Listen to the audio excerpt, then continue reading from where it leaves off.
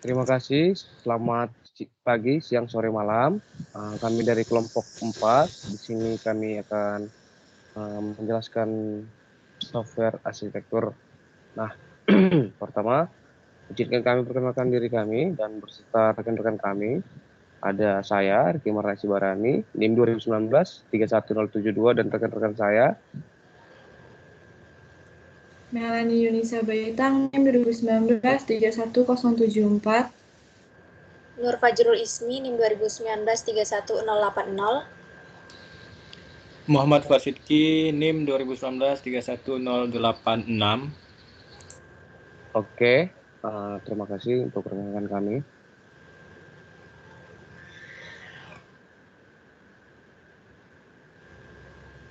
Oke, di sini kami akan membahas beberapa poin-poin ya.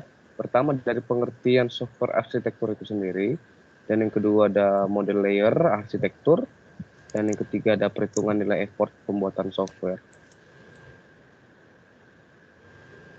Oke, pengertian dari software arsitektur itu sendiri adalah sebuah proses untuk mendefinisikan struktur dari suatu aplikasi yang dapat memenuhi seluruh kriteria dari sisi teknis dan juga operasional dengan pertimbangan kualitas seperti performance, security, dan manageability. Tujuan dari software arsitektur itu sendiri adalah untuk menciptakan suatu jembatan antara kebutuhan bisnis dengan kebutuhan teknis melalui use case yang sudah dibuat dan menemukan cara bagaimana untuk mengimplementasikan use case tersebut. Software arsitektur yang baik akan meminimalisir kemungkinan risiko atau kegagalan yang diciptakan oleh para pengembang atau developer. Selain itu, software arsitektur yang baik juga dapat beradaptasi dengan perubahan yang akan terjadi seiring waktu dalam teknologi perangkat keras dan perangkat lunak, serta dalam skenario dan persyaratan pengguna. Ada beberapa pola software arsitektur, diantaranya adalah layer arsitektur, event-driven arsitektur, dan microkernel arsitektur.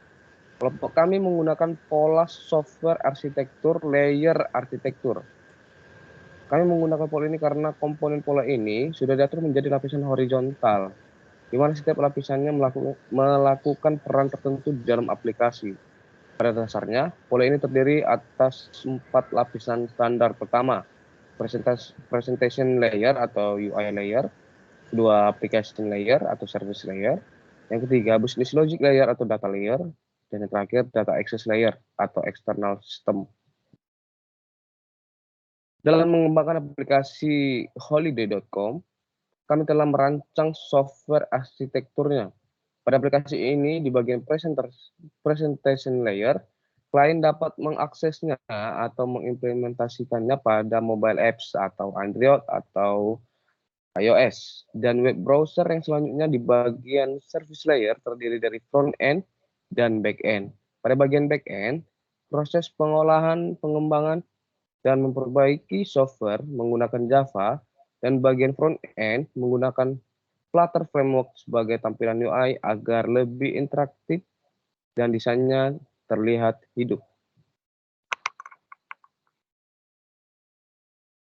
Oke, pada bagian back end terdapat koneksi atau komunikasi dengan open source, API, Application Programming Interface, yaitu Gmail, dan nomor telepon melalui API Gateway.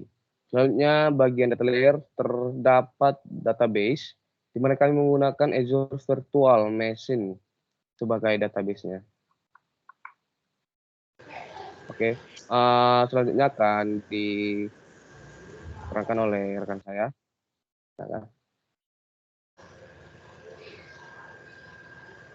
Selanjutnya, perhitungan nilai effort pembuatan software dengan menggunakan use case point. Use case point atau UCP merupakan sebuah teknik estimasi software yang digunakan untuk memperkirakan ukuran software dalam proyek pengembangan software. UCP ini digunakan ketika metode UML atau Unified Modeling Language dan rencana umum pengadaan digunakan untuk desain pengembangan software. UCP digunakan berdasarkan requirement dari sistem yang digambarkan dalam sebuah UML use case. Ukuran software dihitung berdasarkan unsur-unsur apa saja yang ada pada use case dengan memperhitungkan pertimbangan teknis dan lingkungan. Untuk proyek software, UCP dapat digunakan untuk menghitung estimasi usaha untuk sebuah proyek. Next.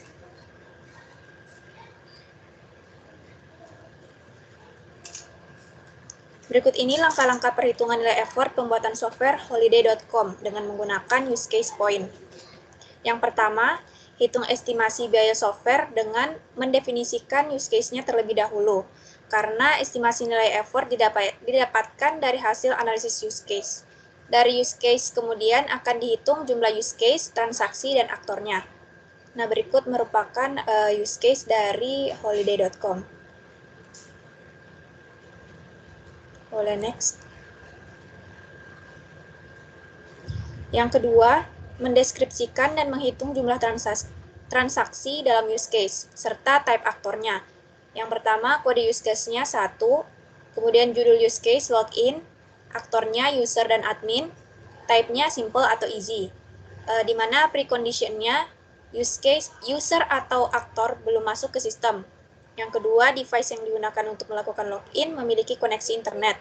Dan yang ketiga, user berada pada halaman login. Main success skenario. Transaksi pertama, 1. User atau aktor mengisi halaman login dengan username dan password. Yang kedua, user atau aktor menekan tombol login. Yang ketiga, sistem melakukan validasi username dan password yang diinput user atau aktor. Yang keempat, sistem melakukan autentikasi terhadap username dan password bagi user atau aktor yang akan masuk ke sistem. Yang kelima, ketika autentikasi berhasil, sistem akan menampilkan halaman utama. Next.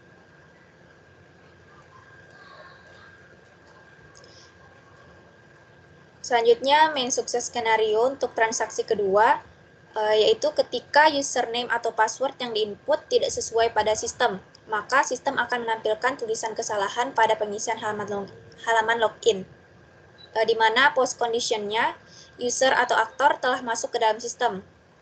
Jumlah transaksinya ada 2. Selanjutnya ada kode use case, yaitu 2. Dengan judul use case, pilih jadwal travel, aktornya yaitu user, dengan tipe simple atau easy, di mana precondition-nya yang pertama, user atau aktor harus telah login ke dalam sistem.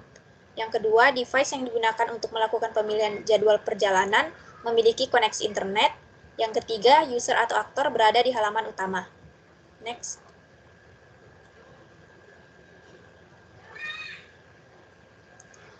Main sukses skenario untuk transaksi pertama, 1. User atau aktor berada di halaman utama. Yang kedua, user atau aktor memilih tiket pesawat atau tiket hotel, atau tiket kereta api atau tiket bus. Yang ketiga, setelah memilih akan memesan tiket apa, user atau aktor akan dialihkan ke halaman jadwal travel. Yang keempat, user atau aktor memilih jadwal dari kota mana dan akan ke kota apa. Yang kelima, user atau aktor memilih tanggal keberangkatan untuk pemesanan tiket pesawat, tiket kereta api, dan tiket bus, tanggal check-in dan tanggal check-out untuk pemesanan hotel, lalu memasukkan jumlah penumpang atau jumlah tamu, atau jumlah kursi dan kelas penerbangan atau kelas penginapan untuk tiket hotel. Yang keenam, setelah itu, user atau aktor akan dialihkan ke halaman pemilihan pesawat atau kereta api, atau hotel atau bus yang tersedia, di mana post condition-nya, user atau aktor dialihkan ke halaman pemilihan pesawat, atau kereta api, atau halaman bus, atau halaman hotel yang tersedia, di mana jumlah transaksinya adalah 1. Next. Selanjutnya akan dilanjutkan oleh rekan saya, Melanie.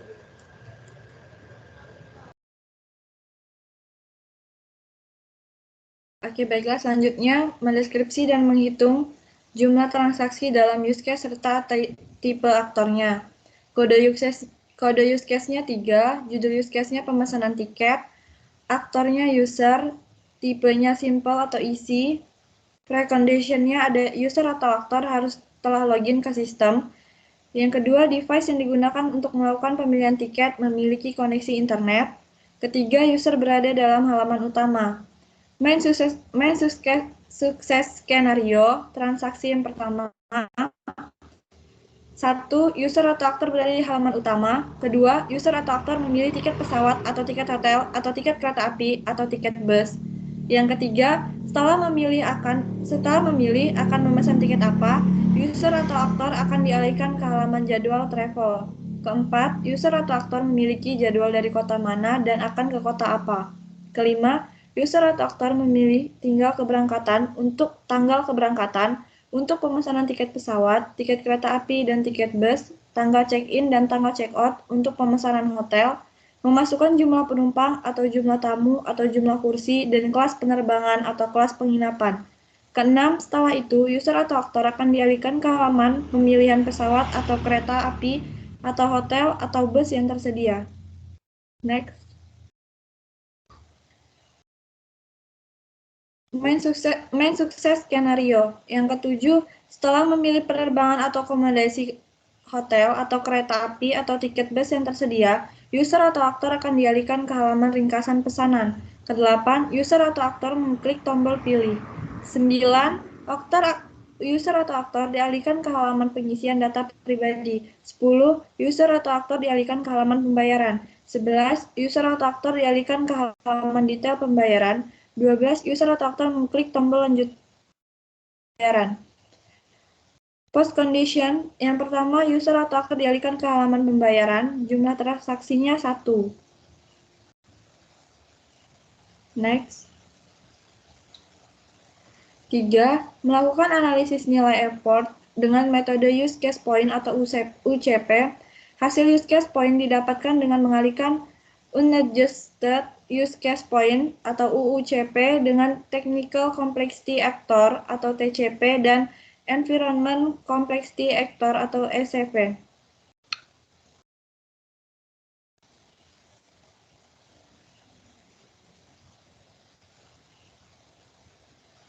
Next.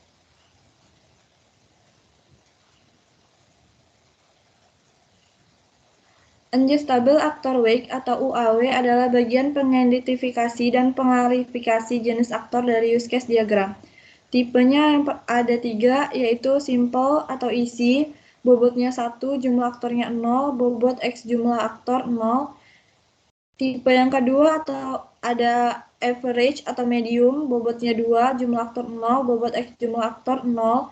Yang ketiga ada complex atau difficult, bobotnya 3, jumlah aktor 1, bobot X jumlah aktornya 3, total UAW-nya 3. Next. Unadjustable Use Case Weight atau UUCW menunjukkan kompleksitas use case yang diukur dari jumlah transaksi dalam sebuah use case. Tipenya ada simple atau easy, bobotnya 5, jumlah use case-nya 2, bobot X jumlah use case-nya 10.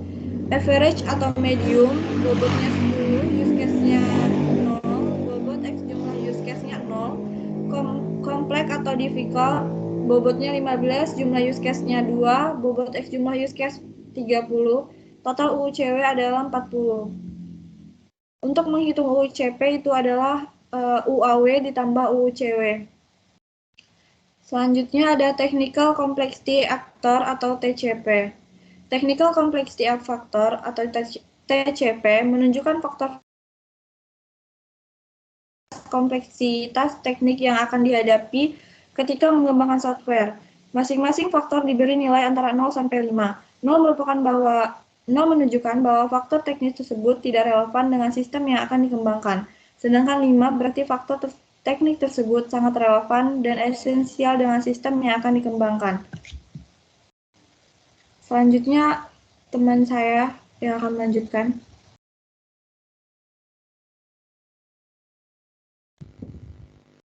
Oke, terima kasih. Saya akan melanjutkan presentasinya. Selanjutnya, Technical Complexity Factor, bisa dilihat ini tabelnya.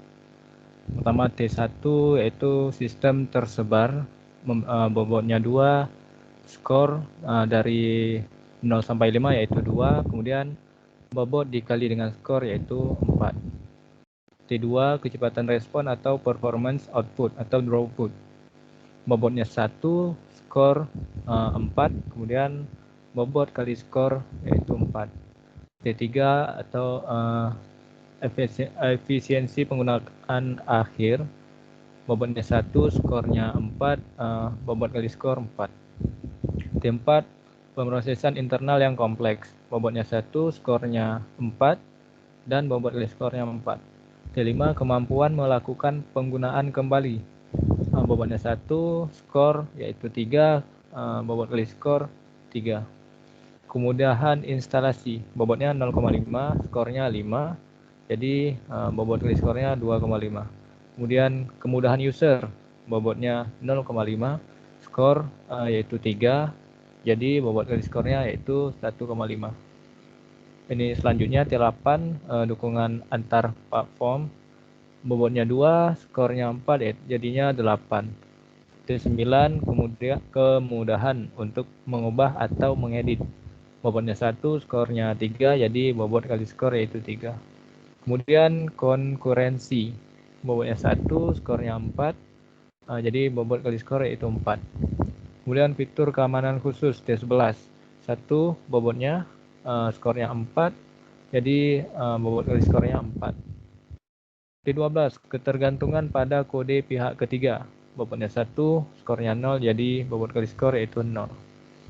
T13, fasilitas pelatihan khusus untuk keperluan pengguna, bobotnya 1, skornya 3, jadi bobot kali skor yaitu 3. Jadi total faktor yaitu 45. Jadi total technical complexity factor yaitu 0,6 ditambah 0,01 dikali 45, jadi hasilnya 1,05. Environment Complexity Factor atau ECF, yaitu merupakan faktor yang diterapkan untuk memperkirakan ukuran software dengan menghitung pertimbangan lingkungan pada sistem. ECF ditentukan dengan menetapkan skor antara 0 sampai 5 pada setiap 8 environment factor. Environment factor digunakan untuk memperoleh nilai ECF dengan persamaan sebagai berikut. ECF sama dengan 1,4 ditambah minus 0,03 dikali EF. Environment Complexity Factor. Bisa dilihat berikut kesimpulan dari tabelnya. Pertama, keakraban metode pengembangan. Bobotnya 1,5, skornya 4, jadi bobot kali skor itu 6. Kemudian application experience 0,1 untuk bobotnya, 3 untuk skornya, jadi bobot kali skor yaitu 0,3. Pengalaman berorientasi objek atau OOP-nya ya. Bobotnya 1, skornya 4, jadi bobot kali skor yaitu 4. Yang keempat, menguasai kemampuan analisis. Bobotnya 0,5, skornya 4, jadi bobot kali skor yaitu 2. Kemudian motivasi, bobotnya 1, skornya 3, jadi bobot kali skor yaitu 3. Yang keenam, bekerja paruh waktu. Bobotnya min 1 atau negatif 1, skornya 4, jadi bobot kali skor yaitu negatif 4.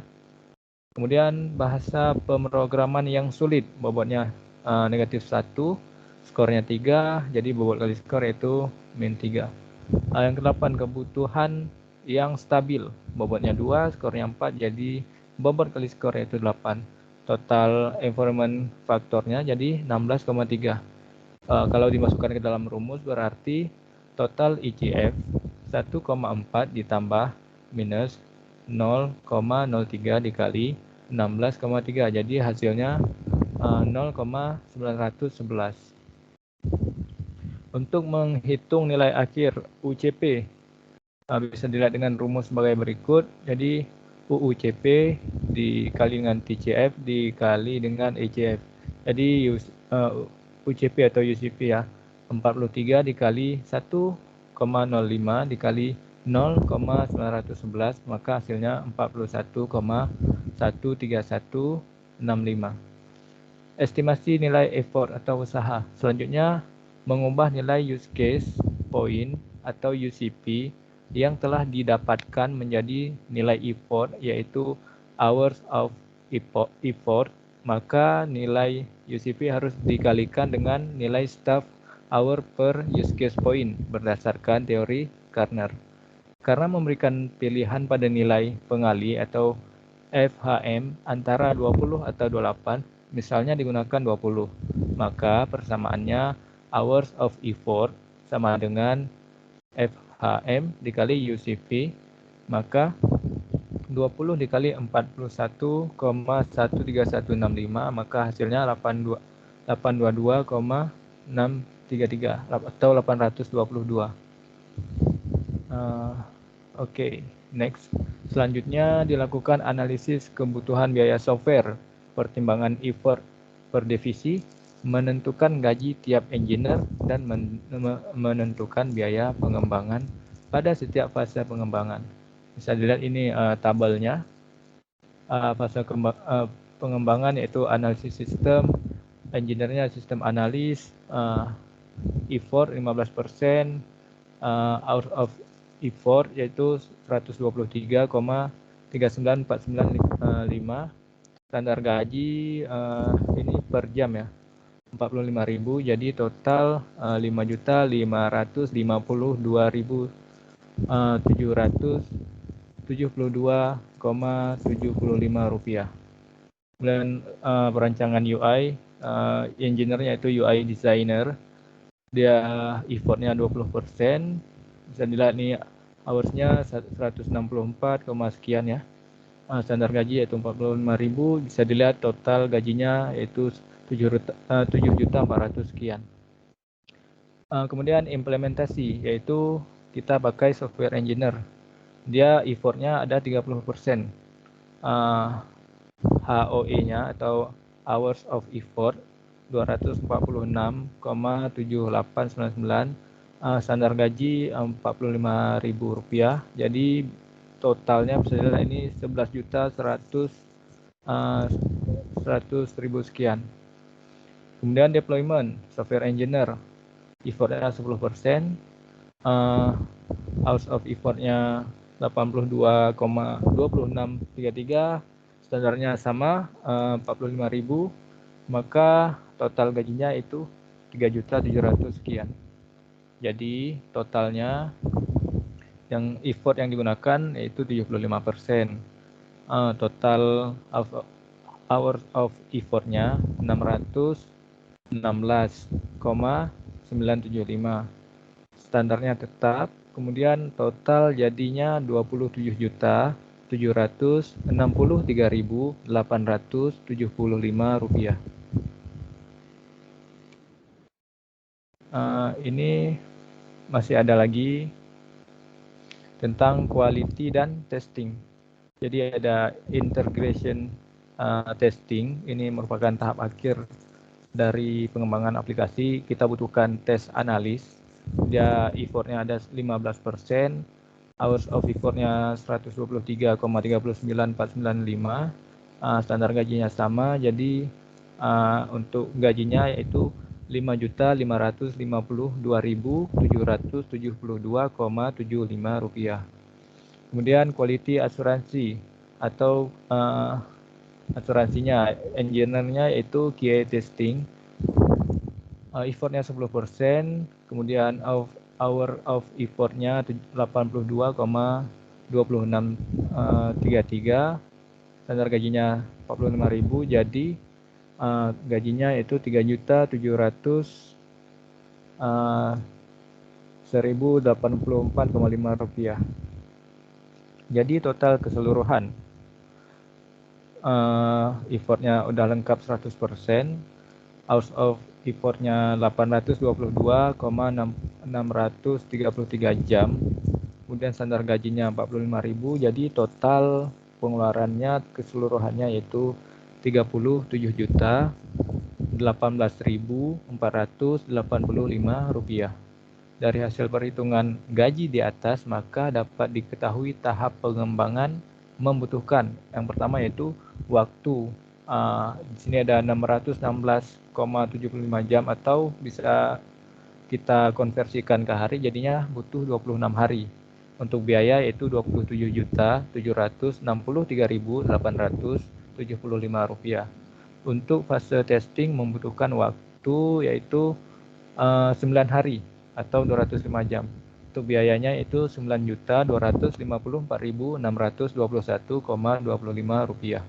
Dan total secara keseluruhannya membutuhkan waktu yaitu 822 jam atau 35 hari, dan biaya membutuhkan total biayanya dibutuhkan yaitu 37.18.485 rupiah. Oke, sekian presentasi dari kelompok kami tentang aplikasi pemesanan tiket holiday.com. Lebih kurangnya kami mohon maaf. Sekian dan terima kasih. Selamat malam. Wassalamualaikum warahmatullahi wabarakatuh.